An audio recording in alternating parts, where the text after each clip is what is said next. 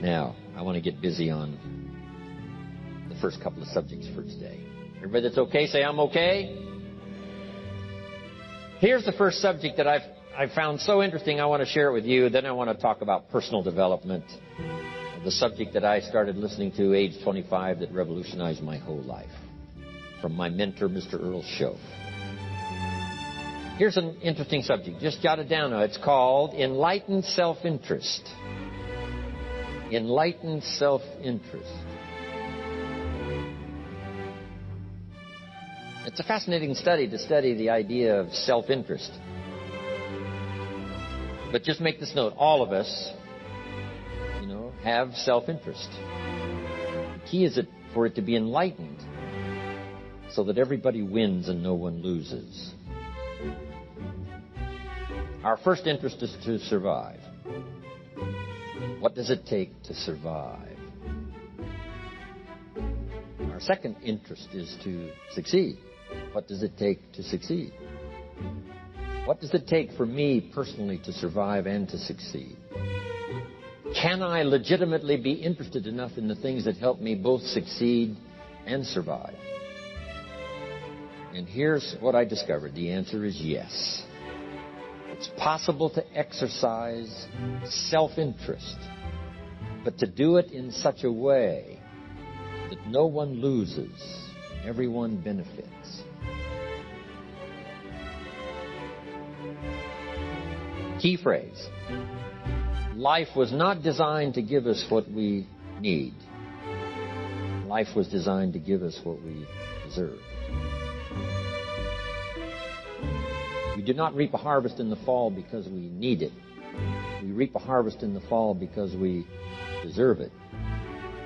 Not necessarily from a moral standpoint. Of course, there are some moral laws as well, spiritual and moral laws. But just the basic laws that simply say if you wish to reap, you must plant. So jot this down. Reaping is reserved for the planters. And the reason they reap is because they deserve it. They're the planters. They deserve to reap. Interesting Bible phrase that says, if you keep knocking, you'll find open doors. Good phrase to jot down. If you keep knocking, you'll find open doors. Doors of opportunity. Doors of a chance to meet someone. Doors open for association. Doors open to find someone special. Doors open to find a unique business colleague. If you keep knocking, the phrase says, doors of opportunity are open to those who continually knock. So we don't find open doors of opportunity because we need them. We find them because we deserve them. Only those who knock deserve to find an opening. But the promise is, if you continually knock, you'll find doors of opportunity. It says, if you search, you will find. So make the note, it's good. Finding is reserved for the searchers because they deserve it. Now, at first they may have needed it, but they now know that just needing it is not sufficient. But if they need it, now they must qualify for it. The reason why you're going to be blessed with good ideas this weekend is because you've come searching. You've gotten on an airplane to come searching. You got in your automobile to come searching. You got here searching. Now you're ready to receive. And for those who search, they will find answers. They will find plans. Imagination to stir yourself into action for future benefit. So if you search to find a good idea, you must go looking, go searching. You've got to go to church. You've got to go to class. You've got to go to the seminar. You've got to go to the library. You've got to go to the books if you wish to find them. Rarely does a good idea interrupt you. Rarely. But if you will search, you will find. So we get not what we need, but we get what we deserve. It says if you ask, someone has an answer. If you keep asking, the answers belong to you. Because by virtue of asking, you have qualified. So we don't get what we need, we get what we deserve. The mother on welfare should be taught in some small manner that hopefully she can begin deserving the welfare check. Not getting it because she needs it, but now starting to get it because she deserves it. If the welfare worker says to Mary, I brought a bucket of paint and a paintbrush, and the next time I come, if the door is painted and the fence here in front is painted, I give you the check for $450. Not that painting the door and painting the fence is worth $450. It's not worth that much, but it is the beginning of the process. So make that note. I want to begin the process of deserving. What would that be? What process should I begin engaging in to deserve good health, to deserve a good relationship, to deserve prosperity, to deserve an enterprise, to deserve the opportunity to build a city? What must I do to begin the process of deserving? So now the welfare worker comes back and the door is painted and the fence is painted. And now Mary gets the $450 to help take care of her children. Not because she needs it, but because she's beginning to deserve it. Then the welfare worker thinks of some other project. She said, Mary, if these weeds are gone and this little garden is cultivated, when I come back, now that the door is painted and the fence is painted, if the weeds are gone and this little garden is cultivated, you get the $450. And step by step, a new life is emerging, learning the process of deserving and not just needing. We teach our children at home, right? Child says, I need $10. So that language doesn't work here. There's plenty of money here, and the vaults are full. But to say I need $10 is not how you open the vault. So the child says what? Wow, how can I get that $10 that I need? So here's what they learn to say. How could I earn $10? Now the vault opens up. Now the money starts to flow. How could I earn $10? What could I do to earn the money? Not to get the money because you need it. Maybe you need the money. That's, all of us have needs. But here the key is to figure out how to open the vault, how to open the bank, how to open this unbelievable flow of resources to come our way. And here's the key: to deserve it, not to need it. You can't walk out to the field and say to the field, I need a crop. Here's what the field says. Here's what the ground says. Who is this clown that brings me his need but brings me no seed? So jot that down. Take your seed to the marketplace, not your need. Don't disclose your need to the marketplace, only your willingness. We'll talk about that a little later today. Because the marketplace is not interested in your need, but they are interested in your seed. They're interested in your willingness to work. They're interested in your disciplines. They're interested in your eagerness. They're interested in your vitality and your work ethic. That's what the marketplace is interested in. Not your need, but your seed. We get what we deserve. Old Testament God says, if you'll move toward me, I'll move toward you. See, that's how you get those occasions to meet God. You must make the move. God could say, you don't move, I don't move. You say, well, that's arbitrary. Well, when you're God, you can make it that way.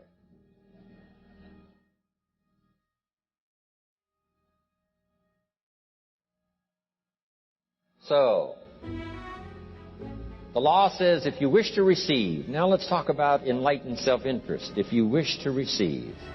And we would call the wish to receive self-interest. But if it's enlightened self-interest, here's what it says. I understand that in order to receive, I must give. Receiving is reserved for those who give. Receiving is not reserved for those who need it. It's reserved for those who deserve it. We deserve the receiving by giving. In fact, there's an extraordinary phrase in this little context, and here's what it says. It's better to give than it is to receive. Now, the uneducated person would find that difficult to ponder. Why would it be better to give than it is to receive. So let me give you one of the better phrases for the day. Here it is. Giving starts the receiving process. So of course it's better to give than it is to receive. How much receiving do you wish? You must start the giving process.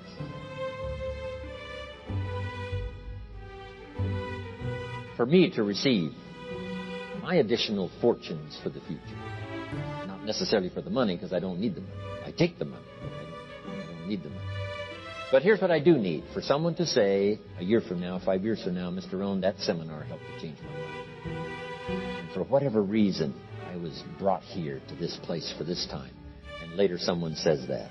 See, to receive that kind of thanks, it's unbelievable. Here's what you cannot buy. That kind of thanks. You can't buy it with money. You have to earn it.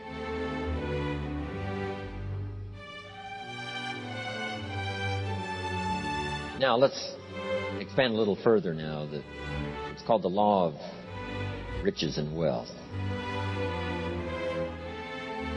In our own self-interest, if we wish to be rich and wealthy and prosperous and healthy and all the valuable things we can think of for the human experience, how could we get there? It's understanding the law of enlightened self-interest and the law of deserving.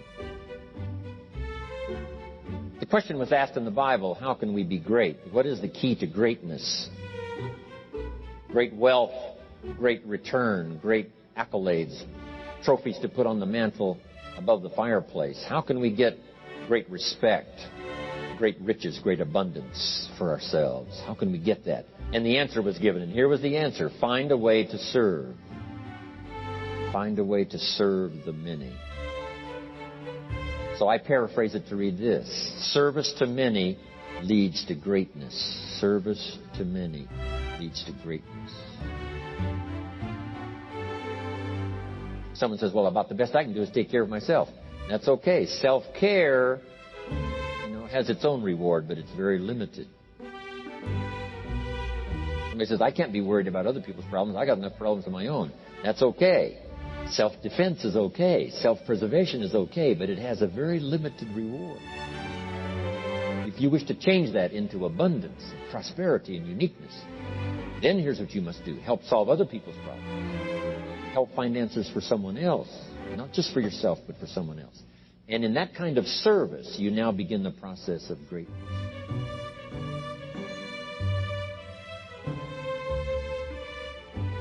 Someone asked the question, how can I be ruler over many?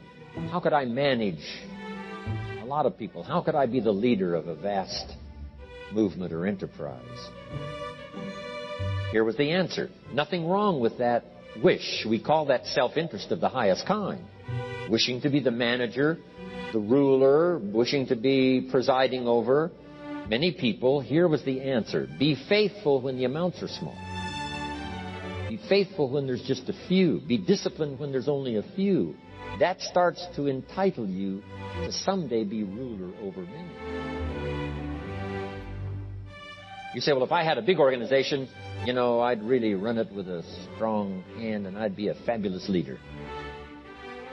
But I've only got a few and I don't know where they are. See, that's not going to work. If you wish to preside over riches, you must start when the amounts are small. Someone says, oh, if I had a fortune, I'd really take good care of it. But I've only got a paycheck. I don't know where it goes. See, not knowing where it goes disqualifies you now for presiding over the fortune. We've all heard that, right? I don't know where it all goes. You ever hear that expression? Oh, we'd love to have you run the company. You don't know where it all goes. Somebody says, it just gets away from me. Oh, we'd love to have you run the world, right? It just gets away from you. Somebody says, it's only pennies and it's only a few. Here's where you begin to qualify for abundance and riches and greatness and respect, is to be disciplined when the amounts are small. Someone finds it unique, right, that this many people would come and hear what I've got to say for a whole weekend. But this is not where I started. I started with just a few. But I was so on fire with the few, trying to translate for them in my awkward ways back then. what had happened to me. My life got changed, my income got changed, my health got changed, everything got changed for the better. And now I've lived the most extraordinary life. But it started with my passion for just a few, to translate for just the few. Someone says, well, there's just a few here. You know, does this meeting matter when there's only a few? And the answer is yes. Jot this down. You never know who's in the audience. Whether it's a few or 1,000 or whatever. But you got to be faithful when there's just a few. Tell your story when there's just a few. Be just as passionate about ideas that can change someone's life when there's just a few. Now you begin. You're not fully qualified, but you begin the qualification to someday speak to many. Someday.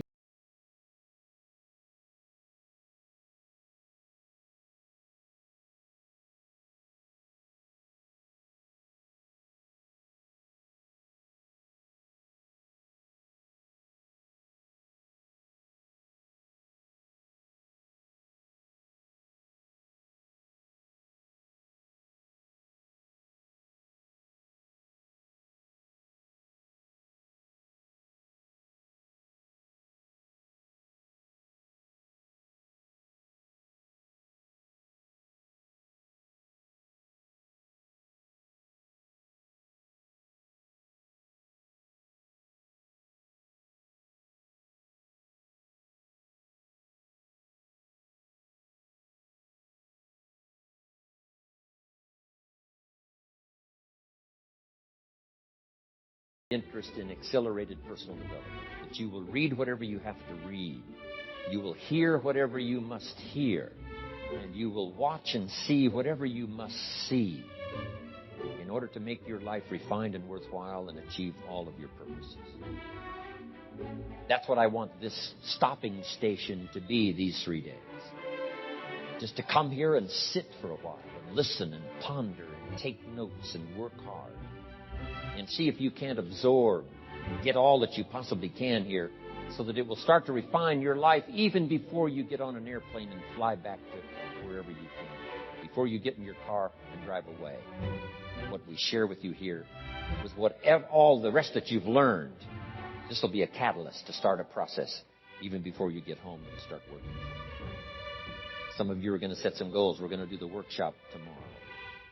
Designing the next 10 years.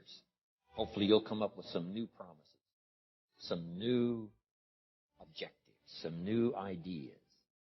And by the time we're finished here, these 2-3 days, I'm telling you, you'll see yourself able to accomplish 2 times, 3 times, 5 times more than you ever thought. Which will make this cost of this seminar a small price to pay. And hopefully it'll make the time you spent here a small price to pay.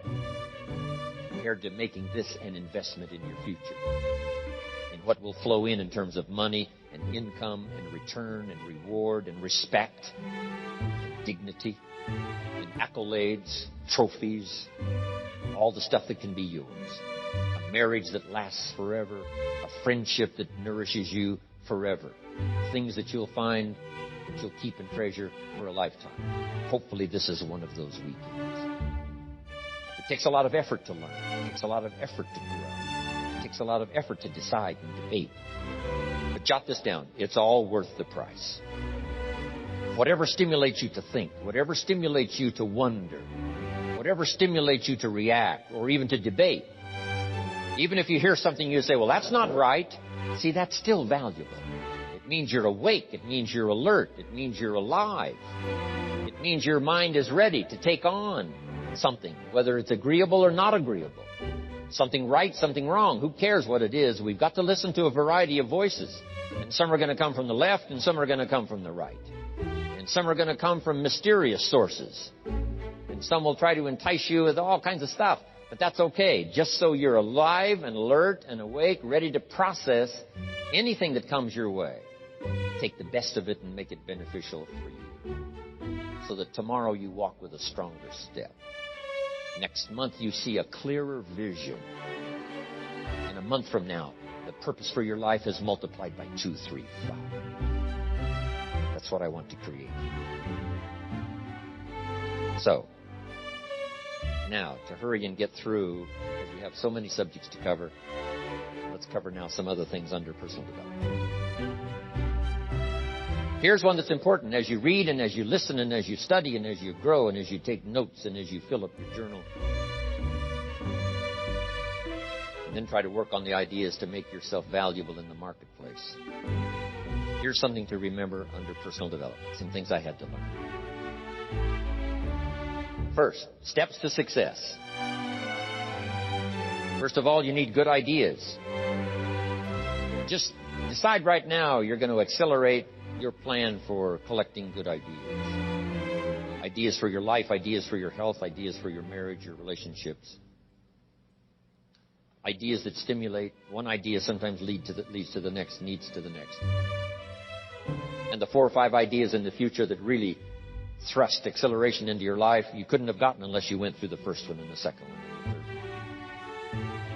one. Next, you need good plans. So we're going to talk about time management, game plans tomorrow. You need a good health plan. Traveling around the world, you can imagine the kind of health plan I have to have. If I didn't have a superb, extreme, got to underline the word extreme. If I didn't have a superb, extreme health plan, you think I could travel all over the world? People look at my calendar and say, impossible. I'm the only one that can do it. Everyone else is too young. Incredible. But I've got to be extremely healthy. I can't let up at all in terms of diet, nutrition, exercise, all that stuff in order to stay healthy. So, a good health plan, a good family plan. Here's a good one, a good marriage plan. Some people just go along married with their fingers crossed. You've got to have a better plan. Some are whistling in the dark, hoping everything will work out. Not a good plan. You need a good plan for how to use the day. We'll talk about that tomorrow. Best kept secret of the rich. How to use your time. A good plan to meet the right people over the right amount of time to stimulate your life. You need a game plan for lifestyle. We'll talk about that later. So, to succeed, we need good ideas and good plans. Here's the next. We have to learn to handle the passing of time. Because all of this takes time to learn, to grow, to change. Getting through the seasons takes time. Spring has a certain amount of time. Summer has time. Harvest has time. The winter has time. Learning to handle the passing of time. Jot this down if you're involved in business. You've got to give your project time. You've got to give your people time. Give people a chance to learn, chance to grow, chance to change. One of the great requirements, especially in such an industrialized, busy, mad, dashing society, and that is to have people patience. First, we exercise it with our children and our family. Getting people to work together. Got to have patience, even with your family. If you're involved with independent people, it's a challenge. It's like herding cats, trying to get them to work together. Herding sheep is easy. They very quickly get going in the same direction. But try herding cats. It's like your children. Different ages and different personalities and different opinions. To get the family all going the same direction, kind of working together to make things work, I'm telling you, it is a challenge. But if you'll have some patience, you can do it. Now, here's the big one, to have patience with yourself. Give yourself time to learn. Give yourself time to understand good ideas. Give yourself time to make changes and then grow into those changes. Give yourself time to refine your personality to fit the business, whatever business you're engaged in. Some you may have to speak up a little stronger, and some you may have to calm down just a little bit more. Just learn to refine your personality and your temperament to suit. All of us can do that, but it takes time. Have patience with yourself. We had to do that from the beginning. Learning to tie the shoestrings of your shoes. If you tried a couple of times and says, I'll never learn this, it's over. Say, no, you can't go through life with your shoes untied. Come on. Some people, maybe it happens for them a little quicker than others. Some people get the hang of it almost overnight. Someone else, it takes a little longer. If it takes you a little longer, have patience with yourself. Because patience has its own reward. Patience is a virtue of the extraordinary kind. We have to have patience with our employers. We have to have patience with government officials. You've got to have patience with IRS. You've got to have patience with the Army. You've got to have patience with the FBI. Here's a good thing to remember while you're exercising patience. Usually enough good people will finally make it right. You just got to jot that down. Usually enough good people will finally make it right. Not everyone in the community is going to toe the line and do the moral thing. But let me tell you what, most will. That's how we create a society we live in. Most will. Every teenager will not obey all the rules and regulations and live a model life. Not everyone will, but jot this down. Most will. Enough will.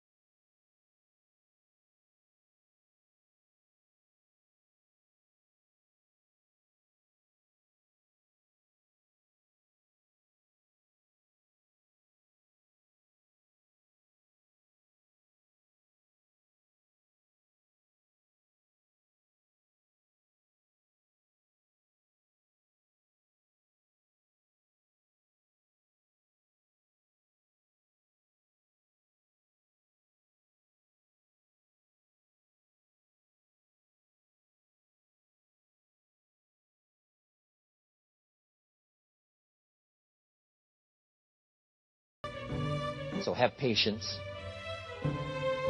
Next, under personal development, is learning to solve problems.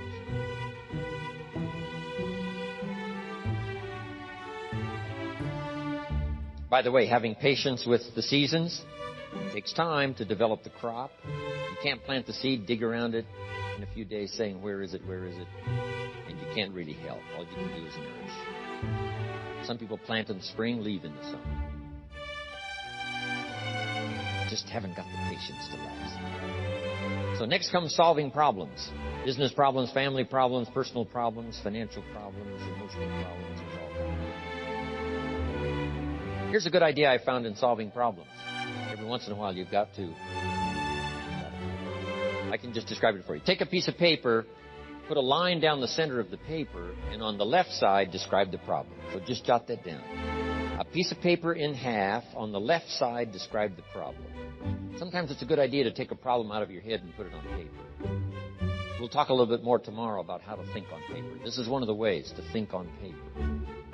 Our mind usually is too busy sometimes to sort things out. So if you take it out of your mind, put it on paper, what is the problem? And you describe to the best of your ability what the problem is. And then ask this question, is that all of it? Because if you're going to prescribe something for the problem, you need to know what all of it is. When you've got it all listed, on the other side now of the paper is called Answers and Solutions. Problem on one side, answers and solutions on the other side. And now let me give you 3 questions. 3 questions that can help solve most any problem. Here are those questions. Number 1, what could I do? So just jot that down. What could I do?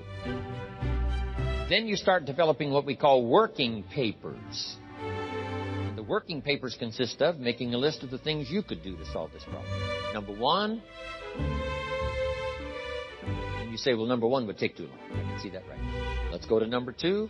Maybe that's the answer. Number 3, no, that isn't it. And let's say you've got several points now and you've done your best to try to solve the problem yourself and you can't solve it yourself. Here's the second question. What could I read? Maybe somebody spent a lifetime researching the problem you've got, and they've got some excellent answers from a lifetime of research. Maybe in your own journal you've taken notes before on something. You say, hey, I remember a class I took. Seems like there were some answers there, so you go back, do a little research. So under number 2 is research. And if you search, what? You will find. If you research, you will find. Search and research.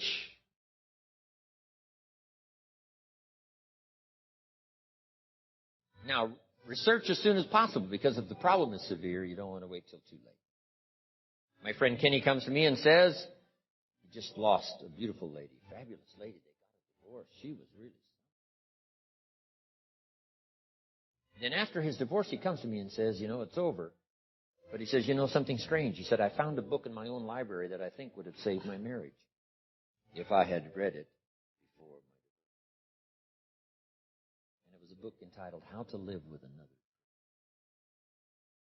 He said, I should have read that book. He finally read it, but it was a little late. It's like reading a book on nutrition after you've had a heart attack. That's good. That is good. But gosh, it's so much better to read it before. Spare yourself the agony and the lost time and maybe the loss of your life. Now, if you tried to solve it yourself and you can't solve it and you've researched and it doesn't seem like you've got the answer, here's number 3. The third question is, who could I ask? Is there someone around me that might have the answer? Now, under that, put this. Don't ask first now. Try to solve it yourself. Develop some working papers. What you think you might do, that still isn't it. Here's some books I've read. This guy's crazy. This guy, no answers. Haven't got it. Now I ask. But if you now can show your working papers to who you ask, you can't believe how swift the answer will come. All of us have heard this, but let's remind ourselves one more time and put it in your notes. We all love to help people who, first of all, try to help themselves. Back to the philosophy of desert. I've tried to work it out, haven't got the answer. Maybe you can help me. Somebody is very willing to help you if they know you've tried first to help them. It works that way with our children, right? My daughter Linda, before she got married, used to travel a lot. She'd come to me and say, Daddy, I'm headed for Thailand. I said, wonderful. She said, I've saved up my money. I said, fantastic. She said, I've got $1,000. I said, wonderful. She said, the kids wanted to go here, wanted to go there. I didn't go. They wanted to buy this, wanted to buy that. I didn't buy. I got my money put aside, $1,000. I said, Linda, unbelievable. You must be my daughter. That's fantastic. Now, she said, to make the trip, I only need a couple of thousand more. An easy 2,000, right? But she knew she couldn't get the whole 3. But she knew that if she worked hard to the best of her ability and put that first 1,000 together, the next 2 was easy. So, develop your working papers. Do your best to solve problems. Here's why you try to solve it on your own first. You need the mental and emotional muscle. You need the discipline. If you just quickly go to the answer, somebody that's got it, now you're not developing the muscle. You're not developing the discipline to solve your own problems. Because there may come a day when there's no one else to ask. So you need the rhythm of learning, the rhythm of trying, the rhythm of seeing if you can do it first.